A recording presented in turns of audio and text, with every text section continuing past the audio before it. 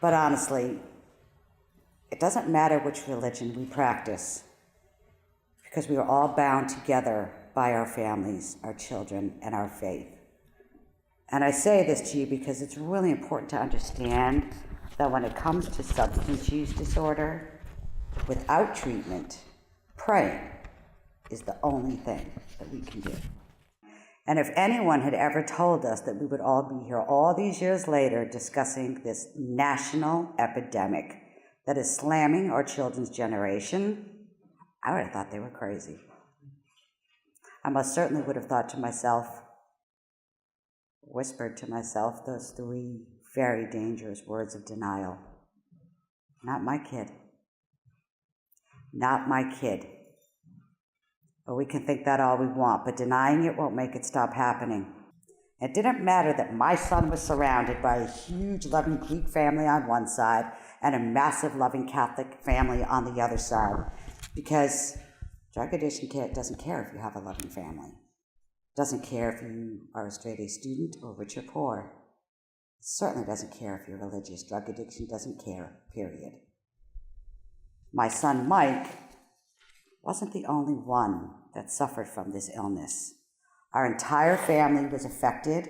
This is why it's called a family disease. And this is also the reason why it takes the entire family to understand it and to join forces to fight this hideous beast together.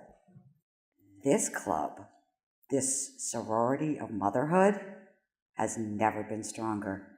Because my son is your son and your daughter is my daughter. We're all fighting for other people's children. And we're not going to stop talking about it. We are not going to stop reaching out to support another parent who is living in fear and silence because of what other people might think. There are a large percentage of young boys and girls who do carry a predisposition for addiction, which lies dormant. It lies dormant until those pills rouse a monster that will tear the user, his friends, and the family, anyone, in its path to pieces. My first big mistake was when my mother's intuition kicked in and I chose to shut it down. This was when the son that I knew and loved started fading away. And this was when a complete stranger appeared in his place. Now I'm his mother.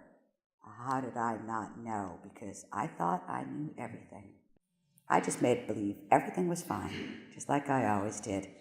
I'd been running around for so long making believe that everything was so perfect with my perfect family, wearing our perfect clothes, driving our perfect cars, living in our perfect home.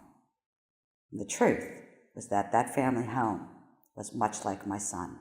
Yes, it was beautiful on the outside, chaotic and tormented on the inside.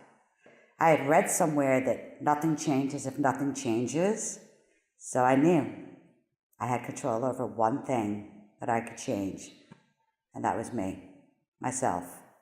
I stopped texting him constantly. I stopped taking his calls most of the time. I stopped giving him things. I stopped fixing things for him. Most importantly, I stopped giving him money. I sent what was probably the most important text I've ever sent. I wrote to him, "Mike, I love you. Please, I just want to know that you're okay." Well, the most important part of this is that I sent that text even though I didn't want to, because I started to listen to people who knew what to do instead of thinking that I always knew what was best because I was his mother. And that was the day that my son and I both surrendered. It was the day we both stopped denying his addiction. I was angry again because I wanted my new son back all fixed.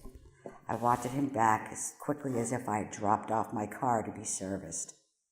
But the truth is that none of this is about temporary recovery.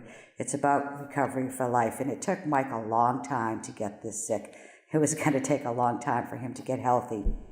Returning to college, going to have to wait. Getting a job, could all wait.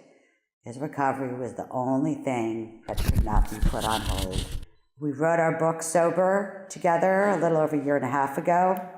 S.O.B.E.R is an acronym for son of a bitch, everything's real. We wrote it for parents to understand that they're not alone in this war and to validate the struggles. Mike allows parents to get inside of his head, and I allow them to climb into my heart. And it's a very, very simple book. It's not complicated. There's nothing about any of this that needs to be complicated.